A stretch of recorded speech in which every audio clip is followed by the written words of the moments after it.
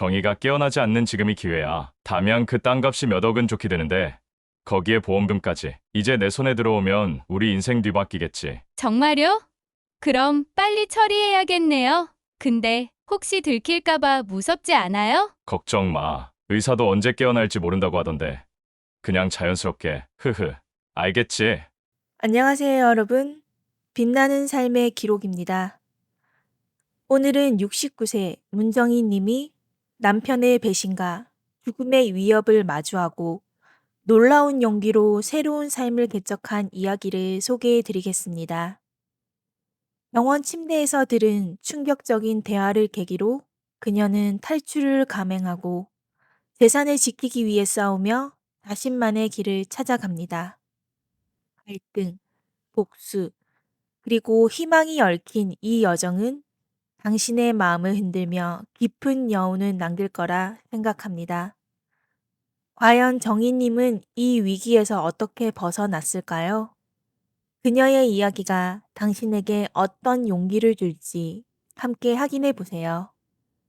좋아요와 구독을 눌러주시면 더 많은 감동적이고 흥미로운 이야기를 계속 만나보실 수 있습니다.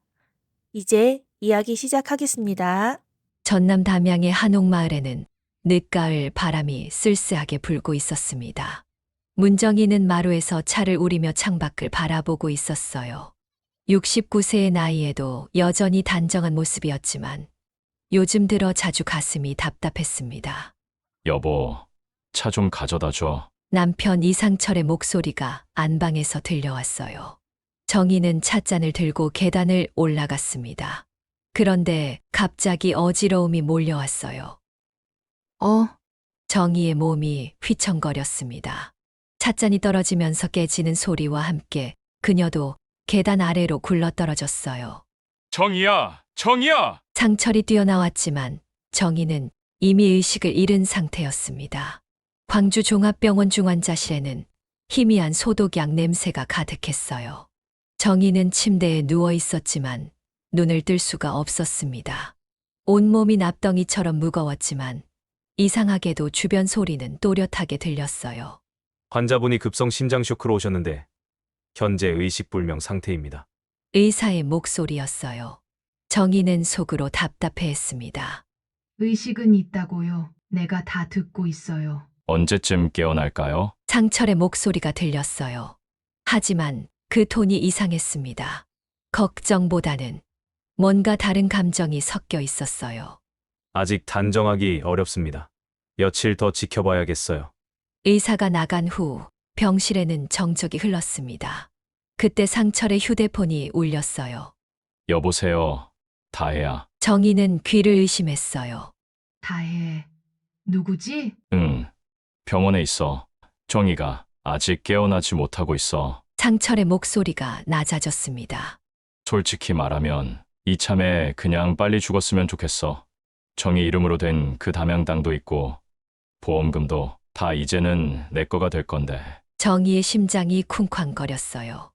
아니, 이게 무슨 소리인가요? 그래.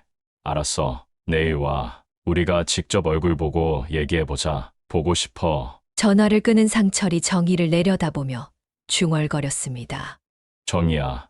미안하다. 하지만 이제 나도 사랑하는 사람이랑 살아야지. 다음 날 오후 병실 문이 열리면서 향수 냄새가 진동했어요. 정희는 눈을 감고 있었지만 누군가 들어온 것을 느꼈습니다. 오빠, 여기가 그 할머니 병실이에요? 젊은 여자의 목소리였어요. 강다혜였습니다. 그래. 조용히 해. 생각보다 나이가 많네요. 진짜 안 깨어날 것 같은데? 정희는 속으로 분노했어요. 할머니라니, 이 여자가 누군데 감히. 다혜야. 목소리 좀 낮춰. 괜찮아요. 어차피 의식불명이잖아요. 의사도 그랬잖아요. 언제 깰지 모른다고. 강다혜가 정희에게 가까이 다가왔어요. 정희는 숨을 죽였습니다. 오빠, 이 할머니 정말 안 깨어나요? 확실해요? 응. 의사가 그랬어. 그럼 다행이네요. 우리 계획대로 진행하면 돼요. 정희는 소름이 돋았어요. 계획. 무슨 계획? 다혜야. 너무 성급하게 굴지 마. 오빠도 참 답답해요. 이런 기회가 언제 또 와요? 담양 그 땅만 해도 몇 억인데 거기다 보험금까지. 알았어. 알았어. 하지만 자연스럽게 해야 해. 제가 다 알아서 할게요. 부동산 일이 제 전문이잖아요. 두 사람의 대화를 들으며 정희는 깨달았어요. 이들은 자신이 죽기를 바라고 있고 심지어 그것을 위한 계획까지 세우고 있다는 것을요. 밤이 되자 병실은 조용해졌습니다. 정희는 눈물을 흘리고 싶었지만 참았어요. 지금은 울 때가 아니었습니다. 평생을 저 사람을 위해 살았는데 이게 내가 받는 대가인가? 정희는 40년 넘게 상철과 함께한 세월을 떠올렸어요. 공무원 월급으로는 부족해 새벽마다 김밥을 싸서 팔았던 일, 아이들 교육비를 위해 밤늦게까지 부업을 했던 일들이 주마등처럼 스쳐 지나갔습니다. 그때 병실 문이 조용히 열렸어요. 간병인이 들어오나 싶었는데 젊은 남자의 발걸음 소리였습니다. 문정희 환자님, 조심스러운 목소리였어요. 정희는 숨을 죽였습니다. 할머니, 혹시 깨어 계세요? 그 남자가 정희의 손목을 잡더니 맥박을 재기 시작했어요. 간호사였나 봅니다. 미세하게 반응이 있는데 간호사가 혼잣말을 했어요. 정희는 깜짝 놀랐습니다. 들켰나? 할머니, 저는 서우진이에요. 이병동 간호사입니다. 혹시 제 말이 들리시면 손가락을 아주 살짝만 움직여 보세요. 정희는 망설였어요. 하지만 이 상황에서 도움이 필요했습니다.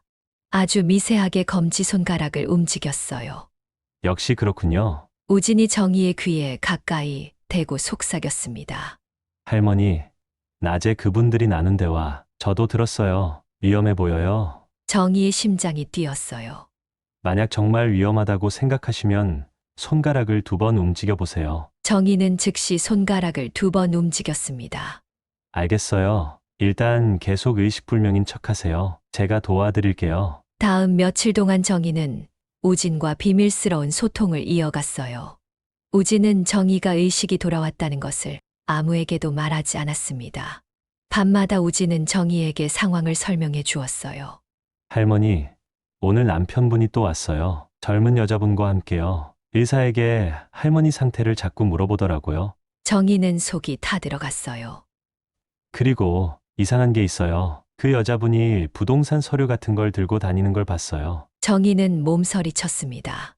벌써 자신의 재산을 노리고 있는 것 같았어요. 할머니, 여기 계속 있으면 위험할 것 같아요. 어떻게 할까요? 정희는 생각해 봤어요. 계속 여기 있으면서 그들의 계획을 당할 수는 없었습니다. 우진이 작은 종이와 펜을 가져다 주었어요. 할머니, 글 쓸 수 있으세요? 정희는 힘들게 손을 움직여 글을 썼습니다. 죽은 척하고 여기서 나가고 싶어요. 우진이 종이를 읽고는 놀란 표정을 지었어요. 정말 그렇게 하실 거예요? 정희는 고개를 살짝 끄덕였습니다. 위험해요. 들키면 정희가 다시 글을 썼어요. 여기 있는 게 더 위험해요. 도와주세요. 우진은 한참 생각하더니 결심한 듯 말했어요. 알겠어요. 하지만 신중하게 계획을 세워야 해요. 우진은 며칠에 걸쳐 탈출 계획을 세웠습니다. 정희의 상태가 악화되었다고 가족들에게 알리고 특수 처치를 위해 다른 병실로 옮긴다는 명목으로 정희를 빼내기로 했어요. 할머니, 오늘 밤에 실행할 거예요. 제가 야간 근무라서 가능해요. 우진이 속삭였습니다. 가족분들에게는 할머니가 위독해져서 특수 병실로 옮겼다고 할 거예요. 그 사이에 할머니는 제 친구 집에 피해 계세요. 정희는 감사의 표시로 우진의 손을 꼭 잡았어요. 밤 10시 우진은 정희를 휠체어에 태우고 병원 뒷문으로 향했습니다. 정희는 이불로 얼굴을 가리고 일식불명인 척했어요. 간호사님, 어디 가세요? 갑자기 경비원이 물었습니다. 정희는 심장이 멎을 뻔했어요.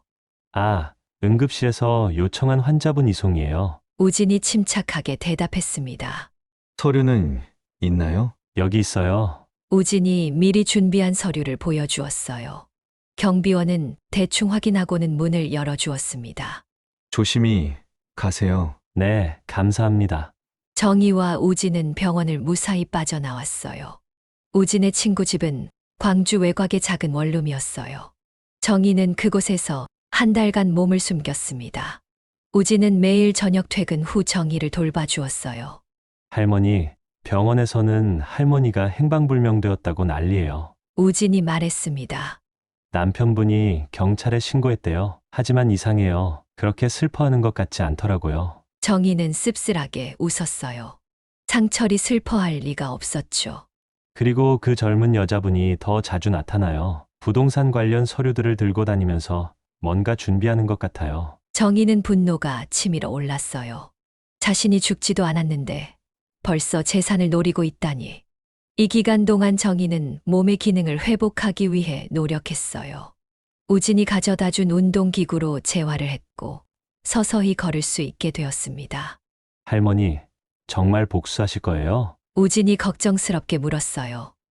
복수라기보다는 정의를 바로 세우고 싶어요. 정희의 목소리에는 결연함이 담겨 있었어요. 저들이 한 일을 세상에 알려야 해요. 그리고 내 재산을 지켜야 하고요. 정희는 이 기간 동안 치밀한 계획을 세웠습니다.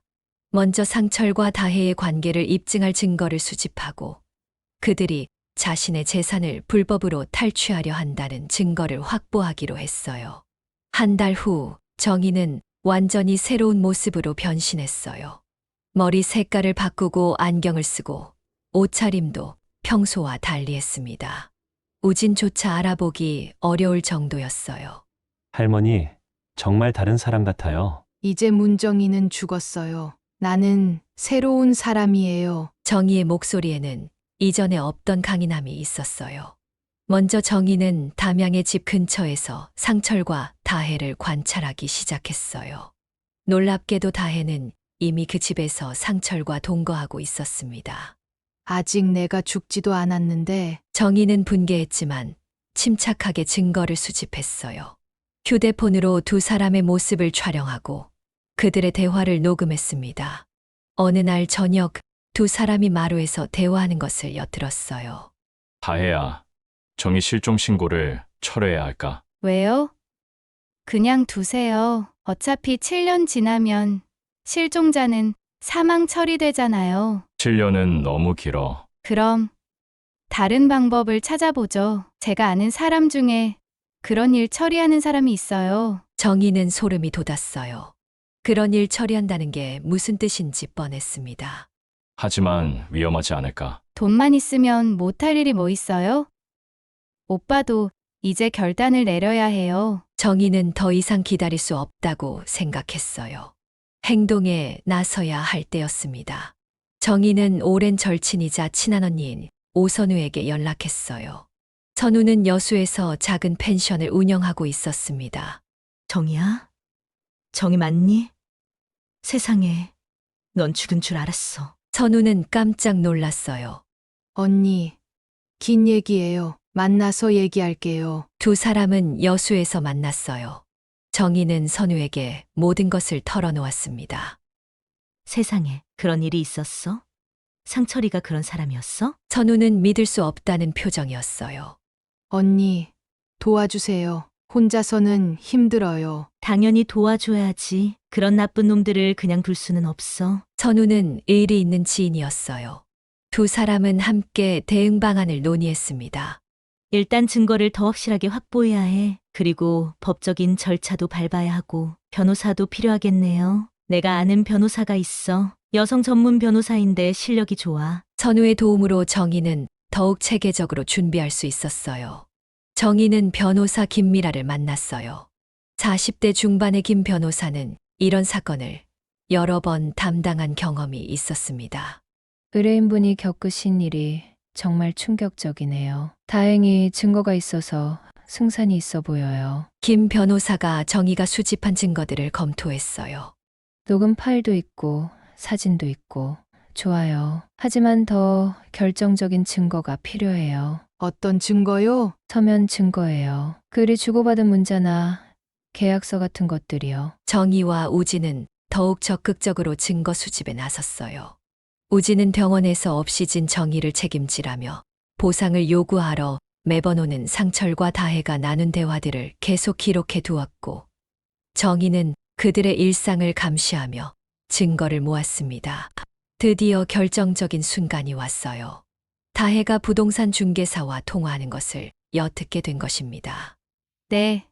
소유자는 실종 상태예요. 하지만 남편이 대리인 자격으로 매매할 수 있다고 하던데요. 전화 너머로 중개사의 목소리가 들렸어요. 아니에요. 그건 불법이에요. 실종자의 재산은 함부로 처분할 수 없어요. 그럼 어떻게 해야 하나요? 일단 가정법원에 실종 선고 신청을 해야 하는데 그것도 최소 1년은 기다려야 해요. 다혜가 짜증스럽게 말했어요. 1년? 그럼 너무 오래 걸리잖아요. 다른 방법은 없어요? 글쎄요. 비공식적인 방법이 있긴 한데 정희는 이 대화를 모두 녹음했어요. 이것만으로도 충분한 증거가 될 것 같았습니다. 모든 준비가 끝나자 정희는 본격적인 역습에 나섰어요. 먼저 상철에게 정체를 드러내기로 했습니다. 어느 날 저녁 상철이 혼자 집에 있을 때 정희가 나타났어요. 변장을 하지 않은 본래 모습이었습니다. 상철은 정희를 보자마자 혼비백산했어요. 정이야. 너 왜 여기 있어? 어떻게? 여보, 오랜만이에요. 정희의 목소리는 차분했지만 위협적이었어요. 나 죽은 줄 알았죠? 미안해요. 아직 살아있어요. 정이야. 나는 상철이 말을 더듬었어요.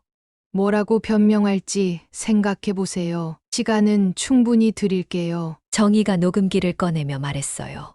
이거 들어보실래요? 여보가 다혜 씨와 나눈 대화들이에요. 녹음기에서 상철과 다혜의 목소리가 흘러나왔어요. 이참에 그냥 죽는 게 좋지 않겠어. 상철의 얼굴이 창백해졌어요. 정이야. 그게 아니야. 그럼 뭐예요? 설명해 보세요. 나도 어쩔 수 없었어. 사업에서 실패하고 빚도 많고. 그래서 나를 죽이려고 했다고요? 정희의 목소리가 높아졌어요. 죽이려고 한 게 아니야. 그냥 뭐요?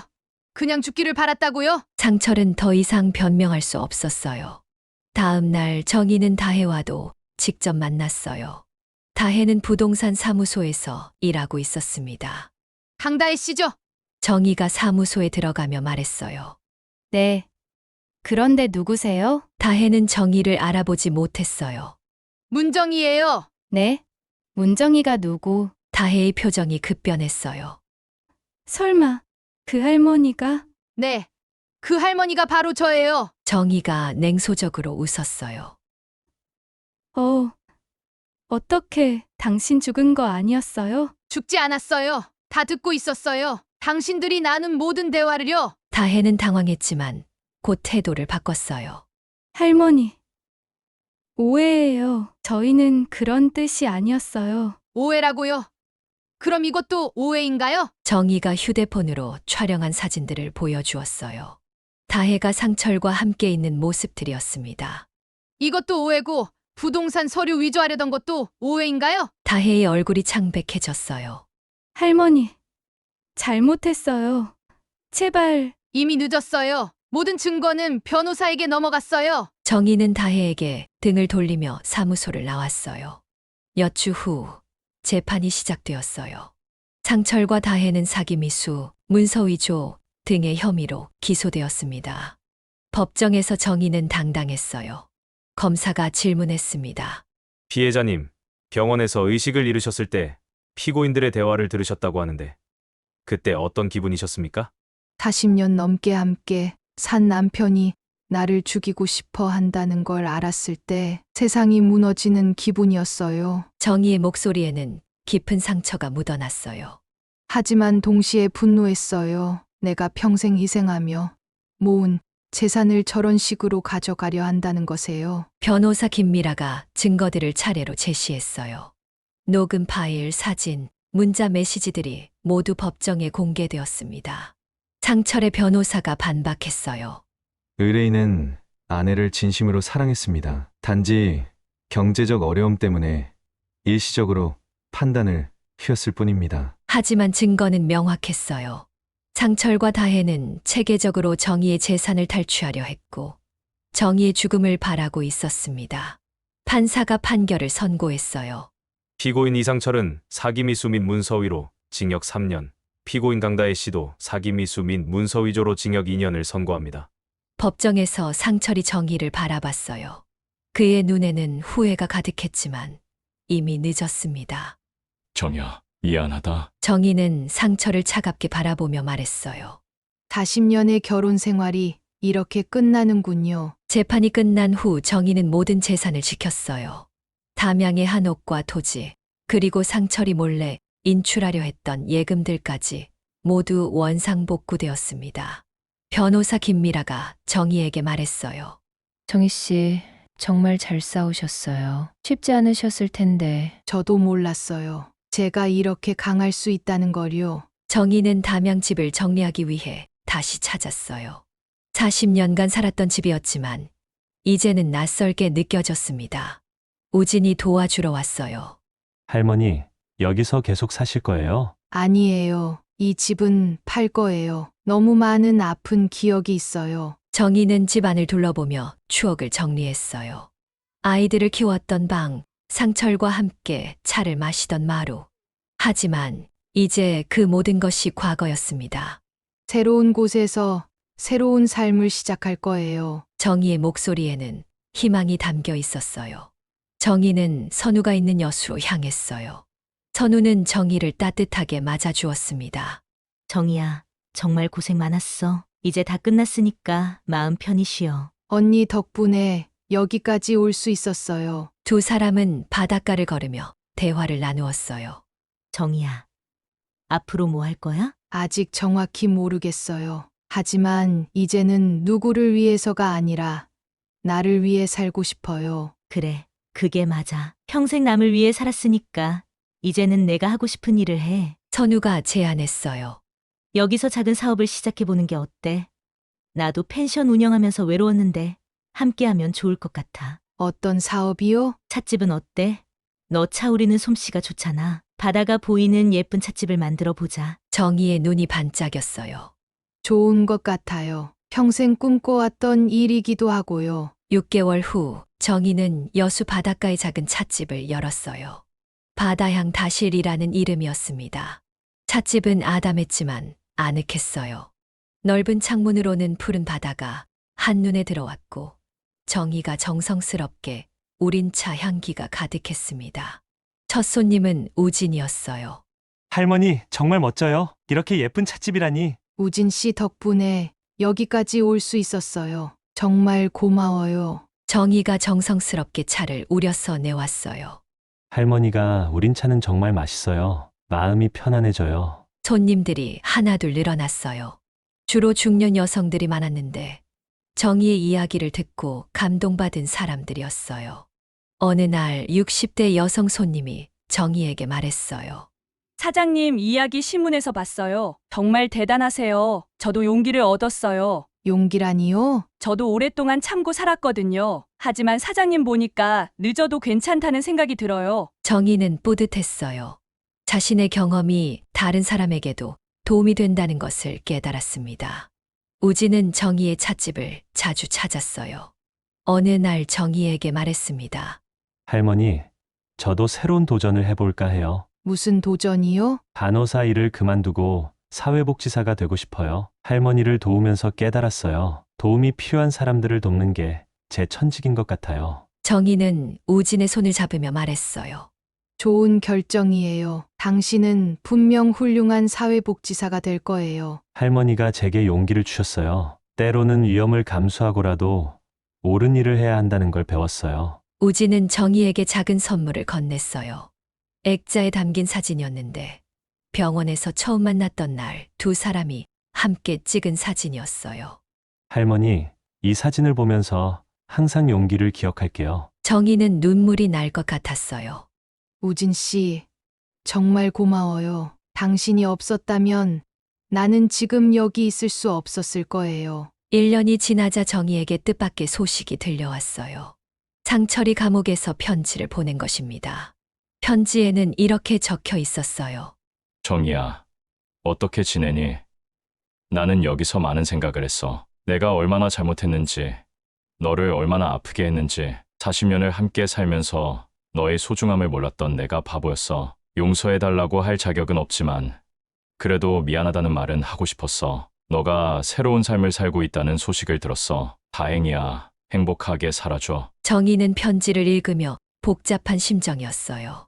분노도 있었지만 동시에 안타까움도 있었습니다. 선우가 물었어요. 답장할 거야? 글쎄요. 아직 잘 모르겠어요. 무리하지 마. 내 마음이 준비되면 그때 결정해도 돼. 정희는 며칠을 고민한 끝에 짧은 답장을 썼어요. 상철 씨, 편지 잘 받았어요. 용서는 아직 어려워요. 하지만 미워하지는 않아요. 당신도 남은 인생 의미 있게 살기 바라요. 정희의 찻집은 점점 유명해졌어요. 특히 인생의 어려움을 겪고 있는 여성들이 많이 찾아왔습니다. 어느 날 50대 여성이 눈물을 흘리며 찾아왔어요. 사장님, 저도 남편한테 속고 있어요. 어떻게 해야 할까요? 정희는 그 여성의 이야기를 조용히 들어주었어요. 남편이 바람을 피우는 것 같은데 확신이 서지 않아서 괴로워요. 확인해 보셨어요? 무서워요. 확인하면 정말 끝날 것 같아서. 정희가 차를 한 잔 더 따라주며 말했어요. 진실을 아는 게 무서울 수 있어요. 하지만 모르고 사는 것보다는 낫다고 생각해요. 사장님은 어떻게 그런 용기를 내셨어요? 선택의 여지가 없었어요. 살기 위해서는 맞서 싸워야 했거든요. 그 여성은 정희의 조언을 듣고 용기를 얻었어요. 몇 달 후 다시 찾아와서 말했습니다. 사장님 덕분에 새로운 삶을 시작했어요. 정말 감사해요. 이런 일들이 반복되면서 정희는 자신의 경험이 다른 사람들에게 희망이 된다는 것을 깨달았어요. 2년째가 되자 정희는 완전히 다른 사람이 되어 있었어요. 예전에 순종적이고 희생적인 모습은 온데간데 없고 자신감 있고 독립적인 여성이 되었습니다. 어느 날 저녁 선우와 바닷가를 걸으며 대화를 나누었어요. 정희야, 요즘 정말 달라졌어. 완전히 다른 사람 같아. 나도 그런 것 같아요. 예전에 나는 남을 위해서만 살았는데 이제는 나를 위해 살아요. 후회하지 않아? 전혀요. 물론 아픈 과정이었지만 그 덕분에 진짜 나를 찾을 수 있었어요. 정희는 바다를 바라보며 말했어요. 예전에는 늘 누군가의 딸, 아내, 엄마였어요. 하지만 이제는 그냥 문정이에요. 그게 가장 중요한 거야. 맞아요. 나이가 들어서야 깨달았지만 늦었다고 생각하지 않아요. 두 사람은 석양이 지는 바다를 바라보며 침묵했습니다. 그 침묵은 평온했고 만족스러웠어요. 정희는 찻집 운영에 만족하지 않고 새로운 도전을 시작했어요. 자신과 같은 어려움을 겪는 여성들을 위한 상담 모임을 만든 것입니다. 매주 토요일 오후 찻집에서는 여성을 위한 힐링 모임이 열렸어요. 10여 명의 여성들이 모여 서로의 이야기를 나누고 위로받는 시간이었습니다. 오늘은 새로 오신 분이 계시네요. 자기소개 부탁드려요. 40대 여성이 조심스럽게 말했어요. 저는 김영이라고 해요. 결혼한 지 15년 됐는데 남편이 가정폭력을 해요. 모임 참가자들이 공감의 표정을 지었어요.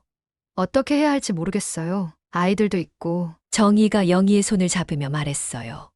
영희 씨, 우선 안전한 곳에 피하는 게 중요해요. 혼자 해결하려 하지 마세요. 다른 참가자들도 자신들의 경험을 나누며 영희를 도왔어요. 정희는 이런 모습을 보며 뿌듯했습니다. 우리가 서로 도우면 어떤 어려움도 이겨낼 수 있어요. 어느 날 정희의 큰딸 민정이 찻집을 찾아왔어요.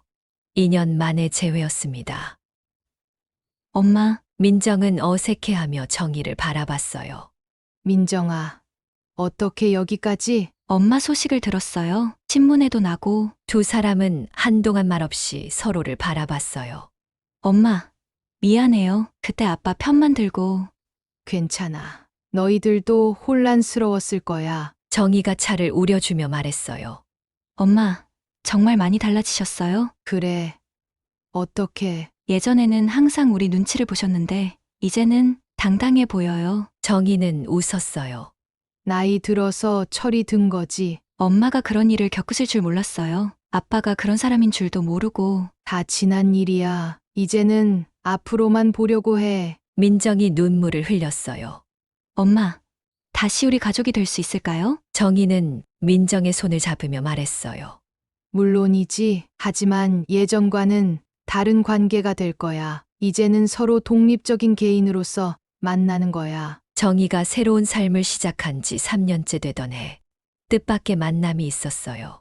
찻집 단골 손님인 박 교수였습니다. 박 교수는 70세의 호라비로 은퇴한 문학 교수였어요. 아내를 잃고 혼자 살면서 정희의 찻집을 자주 찾았습니다. 사장님, 오늘도 맛있는 차 한 잔 부탁드려요. 교수님, 오늘은 어떤 차를 드릴까요? 사장님이 추천해 주세요. 사장님 취향을 믿어요. 두 사람은 자연스럽게 가까워졌어요. 박 교수는 정희의 이야기에 깊이 공감했고, 정희는 박 교수의 지적인 대화를 즐겼습니다. 어느 날 박 교수가 용기를 내어 물었어요. 사장님, 혹시 시간 되시면 저와 함께 영화 보러 가시겠어요? 정희는 당황했어요. 이런 제안을 받은 것은 처음이었습니다. 교수님, 저는 아직 그런 마음의 준비가 급하게 생각하지 마세요. 그냥 친구로서 함께 시간을 보내면 어떨까 해서요. 정희는 고민했어요. 새로운 관계를 시작하는 것이 두렵기도 했지만 한편으로는 설렘도 있었습니다. 선우와 대화를 나누며 정희는 자신의 마음을 정리했어요. 언니, 박 교수님이 영화 보자고 하시는데 어떻게 해야 할까요? 네 마음은 어때? 솔직히 좋은 분이라고 생각해요. 하지만 무서워요. 뭐가 무서워? 또 다시 누군가에게 의존하게 될까 봐요. 선우가 정희의 어깨를 토닥이며 말했어요. 정희야, 의존하는 거랑 함께하는 건 달라. 너는 이제 충분히 독립적이야. 그래도 사랑이 두려워서 피하기만 하면 진정한 자유가 아니야. 선택할 수 있는 자유가 진짜 자유지. 선우의 말이 정희의 마음에 와닿았어요. 맞아요. 이제는 내가 선택하는 거네요. 그래, 예전에는 선택권이 없었지만 이제는 내가 결정할 수 있어. 정희는 박 교수와 영화를 보기로 했어요. 하지만 조건이 있었습니다. 교수님, 저는 제 독립성을 잃고 싶지 않아요. 그래도 괜찮으시다면 함께 시간을 보내요. 박 교수는 웃으며 대답했어요. 물론이죠. 저도 같은 생각이에요. 5년이 지나자 정희는 완전히 새로운 사람이 되어 있었어요. 찻집은 여수에서 유명한 명소가 되었고, 정희의 상담 모임은 많은 여성들에게 희망을 주고 있었습니다. 어느 봄날 정희는 바닷가를 걸으며 지난 세월을 돌아봤어요. 5년 전 그 병원 침대에서 들었던 충격적인 대화, 그때는 세상이 끝난 줄 알았는데 이제 그 모든 것이 새로운 시작의 계기였다는 것을 깨달았어요. 우진이 찾아와서 말했어요. 할머니, 제가 사회복지사 시험에 합격했어요. 정말요? 축하해요. 할머니 덕분이에요. 할머니를 도우면서 제 길을 찾았어요. 정희는 뿌듯했어요. 자신의 경험이 다른 사람의 인생에도 긍정적인 영향을 주었다는 것을 깨달았습니다. 박 교수와의 관계도 안정적으로 발전하고 있었어요. 두 사람은 서로의 독립성을 존중하면서도 좋은 동반자가 되어가고 있었습니다. 사장님, 오늘 바다가 참 예쁘네요. 그러게요. 매일 봐도 질리지 않아요. 사장님처럼요. 정희는 얼굴이 빨개졌어요. 이런 감정을 느끼는 것도 오랜만이었습니다. 정희는 이제 74세가 되었습니다. 하지만 그 어느 때보다 활기차고 행복했어요. 매일 아침 바다를 바라보며 차를 마시는 것으로 하루를 시작해요. 찻집에서는 여전히 많은 사람들이 정희의 따뜻한 위로와 조언을 구하고 있습니다. 어느 날, 한 젊은 여성이 찾아와서 말했어요. 사장님, 저는 사장님 같은 용기가 없어요. 어떻게 하면 그런 용기를 가질 수 있을까요? 정희가 미소를 지으며 대답했어요. 용기는 타고나는 게 아니에요. 선택하는 거예요. 매 순간 옳은 것을 선택하다 보면 용기가 생겨요. 정말요? 저도 69세에 처음 용기를 냈어요. 언제든 늦지 않아요. 젊은 여성의 눈에 희망의 빛이 떠올랐어요. 정희는 창밖 바다를 바라보며 생각했어요. 인생은 끝날 때까지 끝난 게 아니구나. 언제든 새로 시작할 수 있어. 바다 위로 석양이 지고 있었어요. 하지만 정희에게는 새로운 날의 시작처럼 느껴졌습니다. 선우가 다가와 말했어요. 정희야, 정말 잘 살고 있어. 언니도요. 우리 함께해서 더 행복해요. 두 친구는 바다를 바라보며 조용히 차를 마셨어요. 그들의 얼굴에는 평온한 만족감이 가득했습니다. 여러분, 문정희님의 감동적인 이야기 어떻게 들으셨나요? 때로는 인생의 가장 어두운 순간이 새로운 시작의 계기가 되기도 합니다. 정희님처럼 언제든 우리는 새로운 선택을 할 수 있고 새로운 삶을 시작할 수 있습니다. 나이는 숫자일 뿐 진정한 인생은 자신을 위해 살기 시작할 때부터 시작되는 것이 아닐까요? 여러분도 용기를 내어 자신만의 새로운 이야기를 써나가시길 바랍니다. 다음에도 더욱더 감동적이고 흥미로운 이야기로 찾아뵙겠습니다. 안녕히 계세요.